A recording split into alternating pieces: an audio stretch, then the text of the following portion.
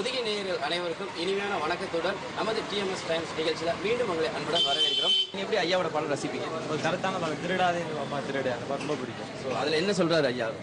குழந்தைகளை பற்றி சொல்றாங்க. குழந்தைகளோட நான் இப்போ என்ன இப்போ இந்த மாதிரி இருக்கணும், அவங்க எந்த தப்புக்கும் போகக்கூடாது, அது வந்து அது போனால் அதை சொல்றாங்க. இதை பற்றி பிடிக்கும் அந்த பாட்டு ரொம்ப. அந்த பாடல் 2 வரிகள்.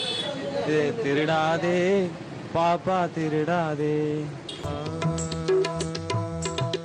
டிஎம்எஸ் என்பவர் காலத்தின் வசந்தம். அவரின் குரலுக்கு அடிமையாகாத உயிரினமே இல்லை என்று தான் சொல்லுவேன். அவருடைய பாடல் காலத்தால் அழியாதது. எங்களை போல ஆட்டக்காரங்களுக்கு எத்தனையோ இடையூறுகள் வரும். பயணிகளிடமோ சாலையிலையோ எத்தனையோ இடையூறுகள்லாம் வரும்.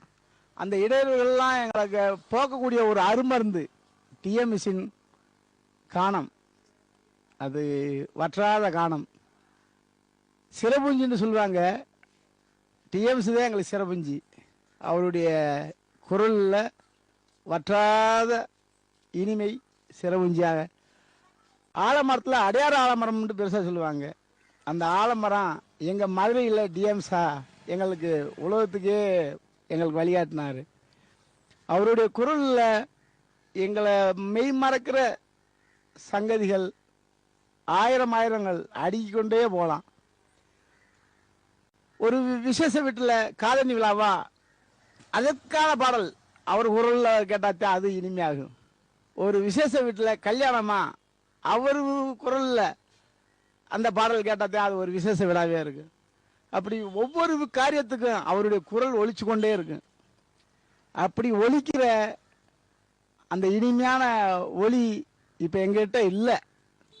ஆனால் அந்த ஒலி இல்லாமல் போனாலும் அவருடைய ஒலி எங்களிடம் நிறைஞ்சு எங்கிட்ட கேட்டுக்கே இருக்கு. நாங்கள் எப்பயுமே எங்கள் ஆட்டோவில் டிஎம்எஸின் பாடல்களை தான் நாங்கள் அதிகமாக கேட்டுக்க இருக்கோம்.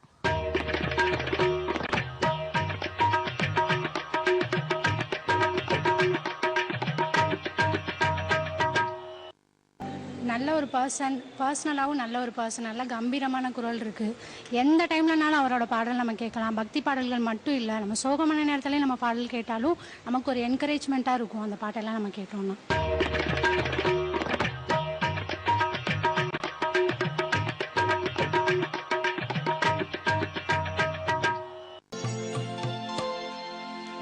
அவரோட பாடல் கருத்து உள்ள பாடல்களாக இருக்கும், எழுச்சிமிக்க பாடல்களாக இருக்கும், அனைவரையும் கவரும் விதமாக இருக்கும். அதனால ரொம்ப பிடிக்கும் அவரோட பாடல். செல்லில் பதிஞ்சு வச்சிருக்கேன் டிஎம்எஸ் பாட்டு. அதோட கேட்டுக்கிட்டு இருக்கிறது தான் தூங்க வரைக்கும். அவர் ஏன்னா மதுரைக்காரரு. அவருடைய கச்சேரியை இங்கெல்லாம் கூப்பிட்டு வந்து அவங்க தந்தி, அவருக்கு பதிலாக அவர் தந்தியை கூப்பிட்டு வந்து பெருமாள் கோயிலில் கச்சேரி நடத்திருக்காங்க. அவர் பாட்டை ரேடியோவில் போடும்போது கூட அவர் பாட்டு கேட்குதுன்னா அது நின்று கேட்டுட்டு தான் போவேன். அப்போ அவருக்கு கோவில் நகரத்தில் வீட்டு டிஎஸ் நகரத்தில்.